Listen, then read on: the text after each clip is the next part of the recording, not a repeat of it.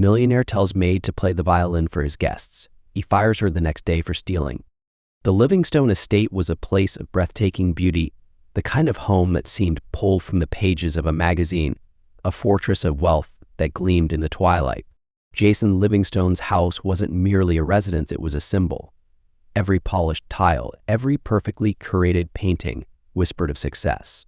It stood tall, daring anyone to question the man who owned it.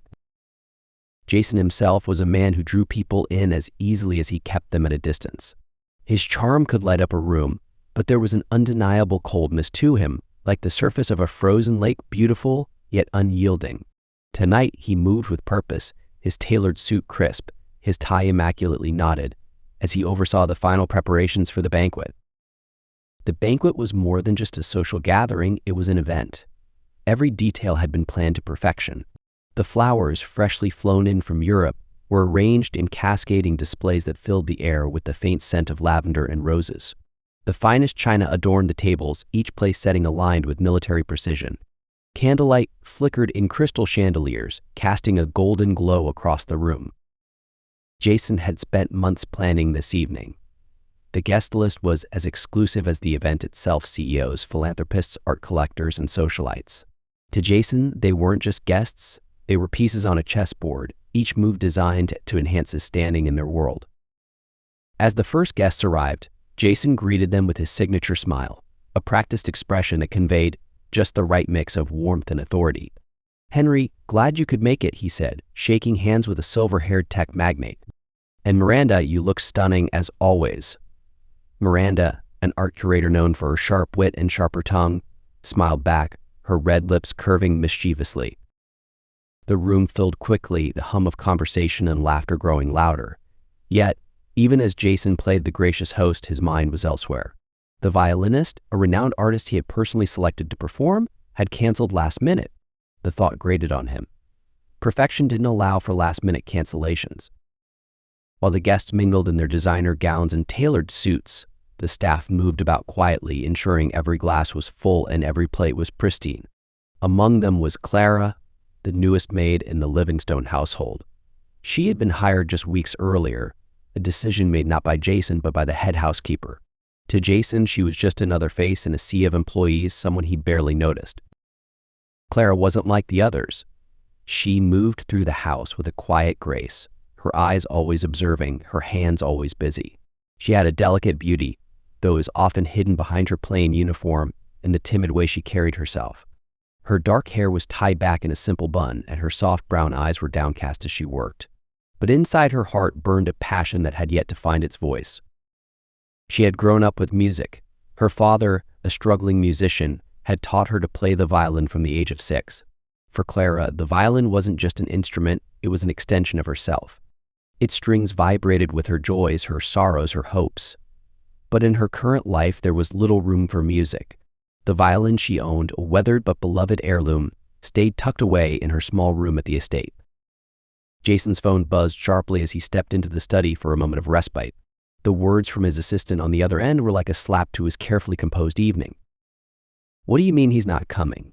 Jason's voice was a low growl, his jaw tightening as he listened. "I don't care if it's an emergency," he agreed to this weeks ago. The conversation ended abruptly, leaving Jason standing alone, his hand gripping the edge of the desk. The violinist's absence threatened to unravel the evening. Music wasn't just entertainment, it was the soul of the event, the thread that tied together the night's elegance. He stormed back into the main hall, his frustration barely masked as he called for the head housekeeper. "Find someone," he snapped. "I don't care how you do it, but there will be music tonight." The staff exchanged nervous glances, their voices hushed as they discussed the predicament. Clara stood at the edge of the room, her heart pounding. She knew she could help. Her fingers itched to hold her violin, to let its voice speak for her. But the very thought of approaching Jason Livingstone was terrifying. For several minutes she wrestled with her fear. Finally, she took a deep breath, clutching her hands tightly to stop them from trembling. She stepped forward. "Mr. Livingstone," she said, her voice barely above a whisper. Jason turned sharply, his piercing blue eyes landing on her. "What is it?" he asked, his tone impatient. "I can play the violin," Clara said, her words coming out in a rush. If you'll let me, I could perform tonight." Jason's gaze narrowed, his skepticism evident. This maid, this unassuming girl, thought she could replace a world-class violinist. He almost dismissed her outright, but paused. There was something in her eyes, earnestness, determination. He couldn't afford to waste more time. "Fine," he said curtly. "You have one chance. Don't make me regret this." The room buzzed with anticipation as Clara stepped onto the small stage. The guests exchanged curious glances. Who was this girl? She certainly didn't look the part of a performer. Clara felt their eyes on her, felt the weight of their judgment. But when she closed her eyes and placed the violin under her chin, the world around her faded. The first note was soft, almost hesitant, but it hung in the air like a delicate thread of light. Then came another, and another, each one building on the last. The melody began to take shape, weaving a story that pulled the room into its embrace. The guests stilled, conversations ceased, glasses were set down. Clara's music wasn't just beautiful, it was transformative. It carried a rawness, an honesty that touched something deep within each person who heard it. Jason watched from the edge of the room, his arms crossed over his chest. He had expected mediocrity, something barely passable. But what he heard was extraordinary. The music stirred something in him, a feeling he couldn't quite name. For a moment, he allowed himself to simply listen, to let the melody wash over him. As the final note lingered in the air, there was a beat of silence. Then, as if released from a spell, the room erupted in applause. Guests rose to their feet, clapping with enthusiasm that bordered on reverence. Clara stood there, her cheeks flushed, her chest rising and falling as she took in the overwhelming response. Later that evening, Jason found Clara in the kitchen. She had retreated there, away from the crowd, her violin resting on the counter. She looked up in surprise as he entered, his presence filling the small space. "You saved the evening," he said, his voice measured but sincere. "Thank you." Clara blinked, unsure how to respond. "It was my honor, sir," she said softly, lowering her gaze. Jason gave a small nod, his expression thoughtful. For a moment, he lingered, as if wanting to say more. But then he turned and left, retreating back to his world of control and calculation. As Clara stood there, the echo of the applause still in her ears, she allowed herself a small smile. Tonight she had been more than a maid, she had been herself. The Livingstone estate was quiet, the kind of quiet that wrapped itself around the walls like a heavy blanket. Jason sat alone in his study, a room that was more than just a sanctuary, it was the heart of his private world. The desk before him was a masterpiece of craftsmanship, its dark mahogany surface polished to a mirror-like sheen. A brass lamp cast a warm pool of light over papers and books, but Jason's focus was not on his usual work. In his hands, he held a necklace delicate yet powerful in its simplicity. The chain gleamed softly, and the locket it bore was small, intricately detailed, and unmistakably old. Inside the locket was a photograph, sepia-toned and slightly faded, of a woman who had once been the center of Jason's universe, his mother. She had been his guiding star, a woman of grace and wisdom who had taught him everything about resilience and love. Jason had idolized her, leaned on her, and in many ways, built his success as a tribute to her sacrifices. But life had taken her too soon, leaving behind an emptiness that no amount of wealth or achievement could fill. The necklace was more than a keepsake, it was his tether to her memory. He had kept it close since the day she passed, finding solace in the simple act of holding it. When the weight of the world bore down on him, he would sit in this room, turning the locket over in his hands, remembering her words, "Jason, never let the world harden you. Remember, love will always guide you home." But the world had hardened him. His grief, instead of softening his edges, had forged them sharper. He had learned to see vulnerability as weakness, and love as a dangerous gamble. Over the years, he had built a fortress around himself, one so strong that no one had dared to breach it. Until Clara. Jason's thoughts wandered to the young maid, to the way her violin had filled the grand hall with music that seemed to carry pieces of her soul. He had tried to brush it off as a passing moment, but the truth lingered. Clara had reminded him of a part of himself he thought he had buried long ago. The way she played, the way she smiled when she thought no one was looking, had stirred something inside him that he couldn't quite name. Jason wasn't the only one who had noticed Clara's presence. Among the household staff, Clara's newfound attention had not gone unnoticed, and one pair of eyes watched her more closely than any other. Sarah, a senior maid, had been part of the Livingstone household for over a year. She was meticulous in her duties, always striving for perfection, always hoping to be seen not just as another face in the crowd, but as someone worthy of recognition. For Sarah, Jason Livingstone was more than an employer. She admired him perhaps too much. She had spent months carefully observing him, memorizing his routines, his preferences, even the faint smile he sometimes gave when the staff exceeded his exacting standards. She had harbored a quiet, unspoken hope that one day he might notice her not just as a maid, but as someone important, someone special. But that hope began to wither the night of the banquet. As Sarah worked in the background, she saw the way Jason's gaze lingered on Clara as she played. She saw the rare, genuine smile that softened his otherwise stern face when he approached Clara afterward to thank her. And when the guests whispered about the talented maid who had stolen the show, Sarah felt a burning in her chest that she couldn't ignore. Jealousy is a dangerous thing. It starts small, a seed planted in the heart, but with time and the right conditions, it grows into something dark and uncontrollable. For Sarah, jealousy blossomed into resentment. How could Clara, a newcomer, a mere maid, command Jason's attention with such ease? The days after the banquet were unbearable for Sarah. Everywhere she turned, she heard Clara's name. The other maids spoke of her talent, the way the guests had adored her. Even Jason, though silent on the matter, seemed more thoughtful, more distracted, as if Clara's performance had lingered in his mind. Sarah couldn't stand it. She had worked too hard, waited too long, to be overshadowed by someone like Clara. And then, one evening, as she passed Jason's study, she saw the necklace. It sat on the desk, glinting faintly in the dim light. Jason had left it there as he often did, trusting in the security of his home and the loyalty of his staff. But to Sarah, it wasn't just a necklace. It was an opportunity. The plan formed in her mind almost instantly. If Clara's reputation could be tarnished, if she could be cast out of the estate, then things could return to the way they were. Sarah's fingers trembled slightly as she stepped into the study, her eyes darting to the door before she reached for the necklace. The cool metal felt heavier than she had expected, as if it carried the weight of what she was about to do. Later that night, when the house was quiet, Sarah slipped into Clara's room.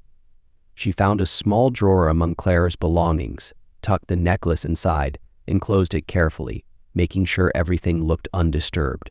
Then she left, her heart pounding but her resolve unshaken. The next morning, Jason entered his study, intending to spend a few quiet moments with the necklace before the day consumed him. But when he reached for it, his hand froze. It wasn't there. He searched the desk, then the room, his movements growing more frantic with each passing second. The necklace was gone. His anger erupted like a storm. He summoned the staff to the grand hall, his voice sharp and cold as he demanded answers. "The necklace is missing," he said, his tone leaving no room for argument. "No one leaves this house until it is found." The staff exchanged nervous glances, their fear palpable. And then Sarah stepped forward. "Sir," she began hesitantly, her voice laced with false reluctance, "I don't want to accuse anyone unfairly, but I did see Clara near the study the night of the banquet." Jason's gaze snapped to Clara, who stood frozen among the staff. Her eyes widened in shock. "That's not true," she said quickly, her voice trembling. "I wasn't anywhere near the study." But doubt had already taken root in Jason's mind. He ordered Clara's room to be searched, and when the necklace was found, his fury boiled over. "I didn't take it," Clara pleaded, tears streaming down her face. "Someone must have put it there." But Jason's trust had been shattered. The evidence was too damning, and his walls too high to let her words through. "Enough," he said, his voice like ice. "You've betrayed my trust. Leave this house." Clara's cries echoed through the hall as she was escorted away, her pleas falling on deaf ears. Jason turned away, his expression hard, but deep within, a small voice whispered that something was terribly wrong. That night, Jason sat alone in his study, the necklace returned to its place but offering no comfort. He stared at the photograph of his mother, her kind eyes seeming to ask him questions he couldn't answer. Had he acted too quickly? Had he let his anger blind him to the truth?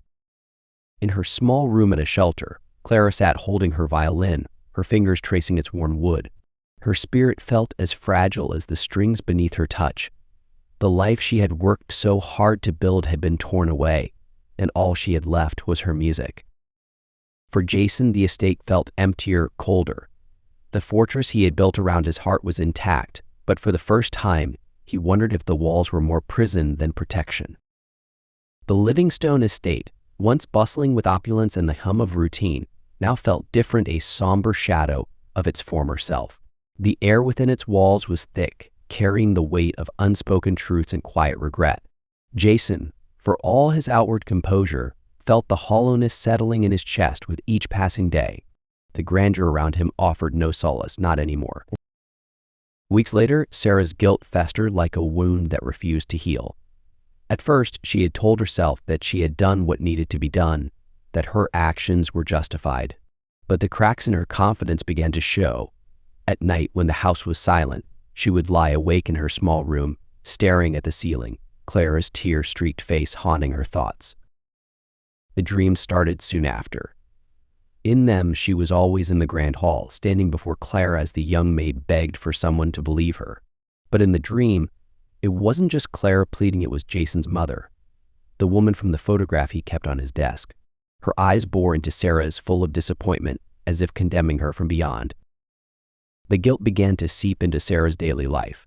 Her once impeccable work now faltered. She left tasks unfinished, her focus scattered. The other maids noticed her decline. Annabelle, the kind-hearted elder maid who had been with the Livingstone household the longest, observed Sarah's trembling hands and the way she avoided Jason's gaze during meetings. "Sarah," Annabelle said one evening, her voice soft but firm, "you've been struggling lately. Is there something you need to share?" The question hit Sarah like a bolt of lightning. Her walls crumbled in that moment, and the truth poured out in a flood of tears. She confessed everything: her jealousy, her plan to frame Clara, the necklace hidden in Clara's drawer. Annabelle listened in stunned silence, her heart aching for both the wronged and the wrongdoer. Once Sarah had finished, Annabelle spoke only one sentence: "This cannot stay hidden." The next morning, Annabelle stood before Jason in his study. Her hands were clasped tightly, her voice trembling slightly as she revealed Sarah's confession. Jason's expression darkened with every word.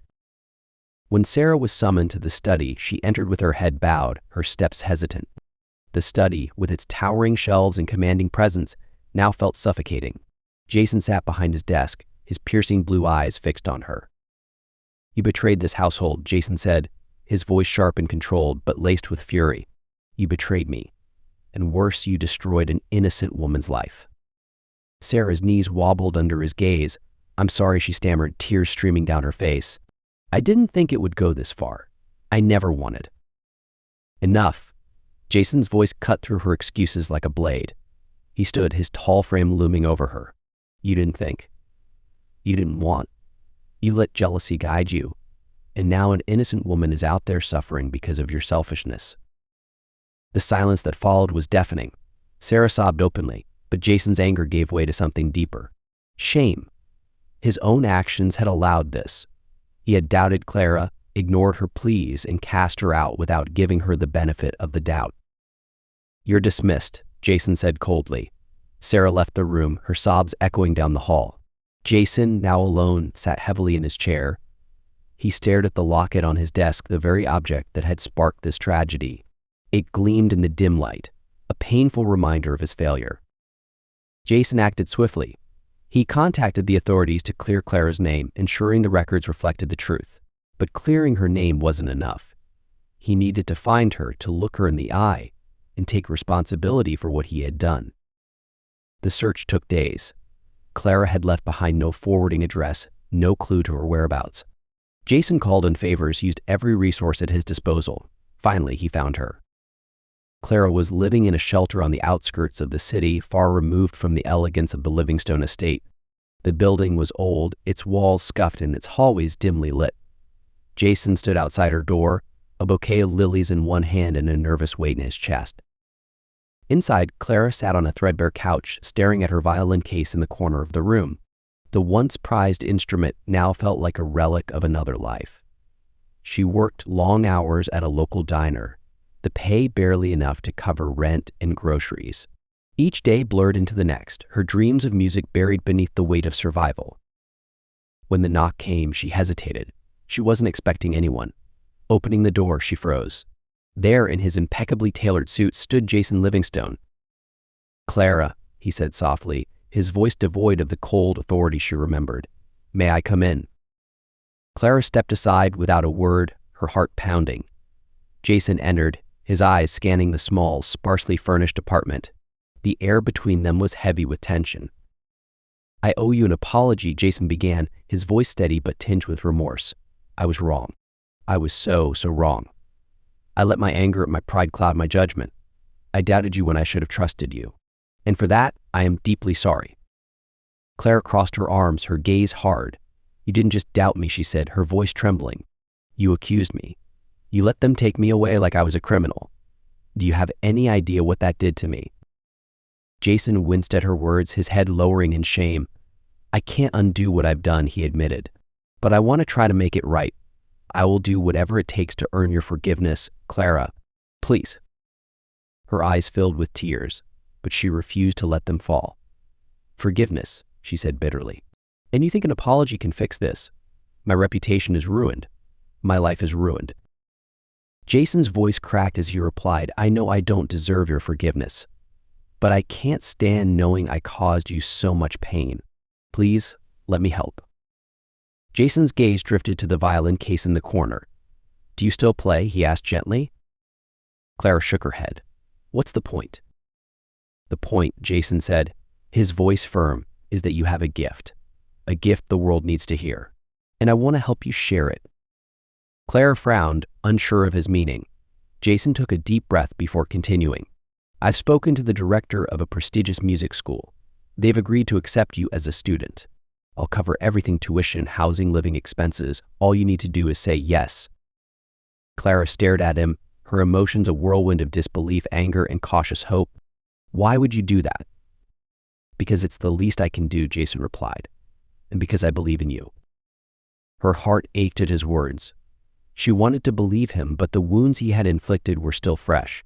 "And what if I say no?" she asked, her voice barely above a whisper. "Then I'll walk away," Jason said sincerely. "But I'll never stop trying to make amends." The room was silent for what felt like an eternity. Finally, Clara's shoulders slumped, her defenses beginning to crack. "All right," she said softly, "I'll do it. But don't think this means I've forgiven you." Jason nodded, a faint smile of relief crossing his face. "I wouldn't expect you to. Not yet." Clara's first steps into the prestigious music academy had been both exhilarating and daunting. The sprawling campus was a world apart from anything she had ever known. The buildings were majestic, their stone facades echoing centuries of history. Inside, halls were filled with the sounds of young virtuosos honing their craft, each note a declaration of ambition and artistry. Clara, however, felt like an outsider. She was older than many of the students and lacked the polished background they seemed to take for granted. The whispers followed her wherever she went. "Isn't she the one who got here on some mysterious sponsor's dime?" The words stung, but Clara was no stranger to overcoming doubt, whether from others or herself. Her first lessons were humbling. Years of hardship had left her rusty, her once agile fingers struggling to find the grace they once held. Her professors, while kind, didn't hesitate to push her. "Talent will only take you so far," Clara one had said after a grueling session. "It's perseverance that separates the good from the great." And persevere she did. Clara spent hours each day in practice rooms, her hands blistered and her mind weary. She played through the frustration, the self-doubt, and the weight of her past. Slowly, her skill returned. The violin, which had once felt like a foreign object, became an extension of her soul once more. Her first recital at the academy was held in a modest auditorium, attended by students and faculty. Clara stepped onto the stage, her heart pounding, her hands trembling. But as soon as the bow touched the strings, all the fear melted away. The music flowed from her like water breaking free of a dam, each note infused with the pain and triumph of her journey. When she finished, the applause was thunderous. From that moment, Clara's star began to rise. She was invited to perform at increasingly prestigious venues, each one more grand than the last. Critics took notice, calling her a raw, emotive talent and a storyteller through music. Jason watched her ascent from a distance, careful not to impose on her newfound freedom. He attended her smaller performances anonymously, slipping into the back rows of concert halls and auditoriums. He saw her confidence grow with each performance, her presence on stage commanding and luminous. The man who had once been consumed by control now found solace in her success. It wasn't his to claim or direct, it was hers, entirely hers.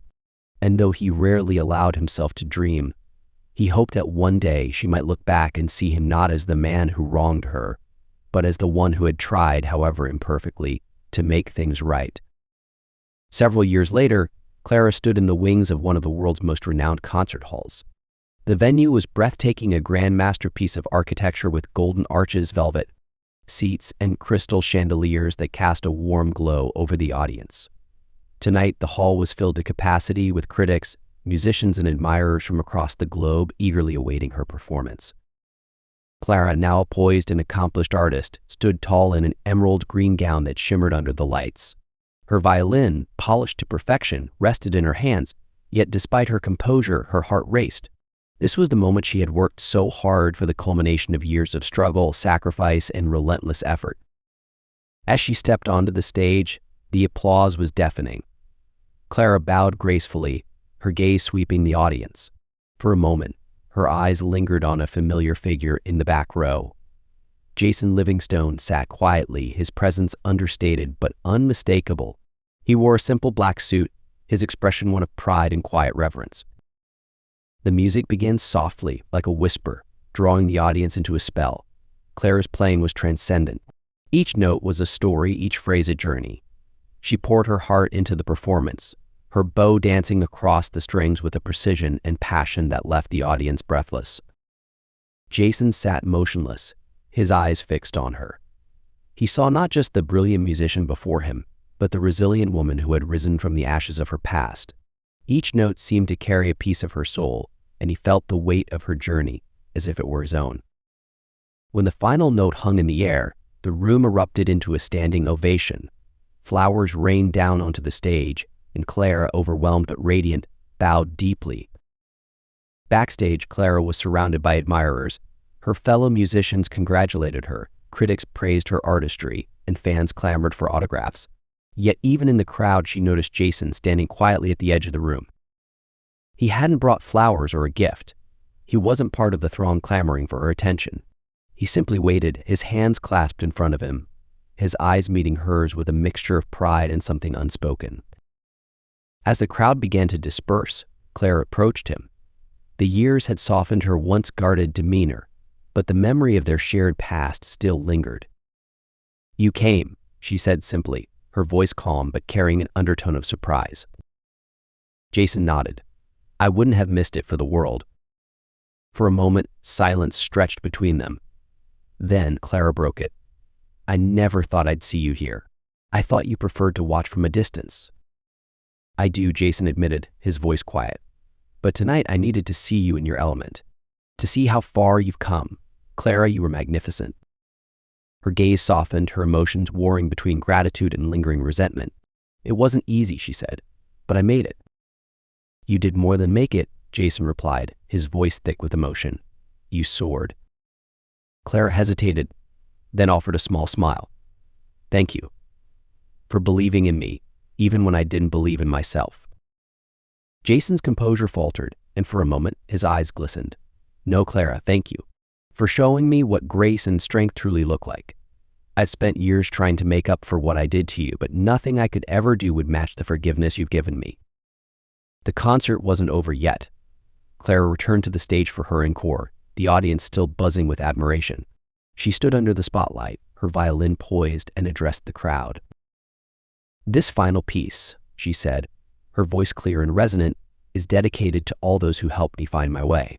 To those who reminded me that even in the darkest moments, there is light to be found." As she began to play, the room fell silent. The music was unlike anything the audience had heard before, raw, emotional, and deeply personal. It was a celebration of resilience, of second chances, of redemption. Jason sat in the back row, his hands resting on his lap, his eyes fixed on Clara. The music stirred something deep within him, a catharsis he hadn't realized he needed. By the time the final note faded, his vision blurred with unshed tears. The audience erupted once more, but Jason remained seated, his heart full. He didn't need to join the crowd's applause. His greatest satisfaction was in knowing he had played a small part in helping Clara reach this moment. As the audience began to disperse, the camera lingered on Jason sitting alone in the grand concert hall. The soft glow of the chandeliers illuminated his face, his eyes reflecting both sorrow and hope. The music swelled once more as the screen faded to black, leaving the audience with a poignant reminder of the power of forgiveness, resilience, and redemption.